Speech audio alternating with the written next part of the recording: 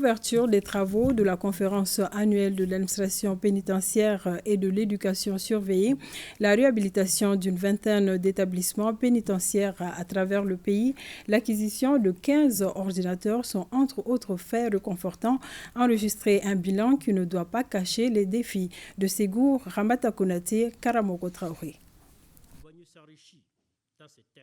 La sécurité pénitentiaire, facteur de paix et de cohésion sociale, c'est le thème de la 7e édition de la conférence annuelle de l'administration pénitentiaire et de l'éducation surveillée. Il est non seulement un thème d'actualité, mais aussi suffisamment évocateur quant à l'importance de la mission assignée à l'administration pénitentiaire.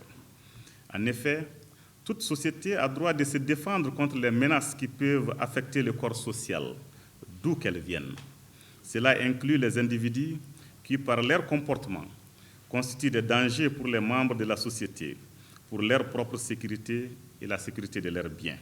Une rencontre au cours de laquelle des progrès et difficultés durant l'exercice écoulé seront présentés. Par rapport au bilan écoulé, c'est un sentiment de joie, un sentiment de satisfaction, parce que nous sommes parvenus à exécuter le bilan, les activités jusqu'à 95%. Nous avons réhabilité plus de 15 à 20 établissements pénitentiaires avec nos partenaires techniques et financiers. Doter nos établissements pénitentiaires de moyens roulants. Nous avons pu les doter de matériel de bureautique et informatique. Les difficultés majeures auxquelles on était confrontés, c'est qu'on devait construire des maisons d'arrêt. On n'a pas pu les construire parce que c'est dû à des contraintes budgétaires. Notre appui à cette conférence s'inscrit dans le cadre du programme d'appui à la stabilisation du Mali à travers le renforcement de l'état de droit, le programme PROSMED, mis en œuvre par le PNUD conjointement avec ONU Femmes et qui bénéficie de l'appui technique et financier de plusieurs partenaires, dont l'ambassade du Royaume des Pays-Bas et le Fonds des Nations Unies de consolidation de la paix. Le programme a en outre continué son appui au renforcement des capacités de gestion des acteurs judiciaires et pénitentiaires à travers la formation de plus de 400 personnels, dont 100 agents pénitentiaires, et la continuation de l'appui à l'informatisation du système pénitentiaire à travers le système Agiderm. Aussi, des communications et panels se tiennent durant 3 jours sur l'alimentation des détenus, la gestion des évasions, le respect des droits de l'homme en milieu carcéral, entre autres.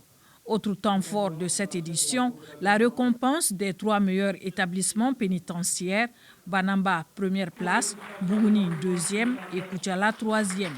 Une manière d'encourager le service public bien rendu en milieu carcéral.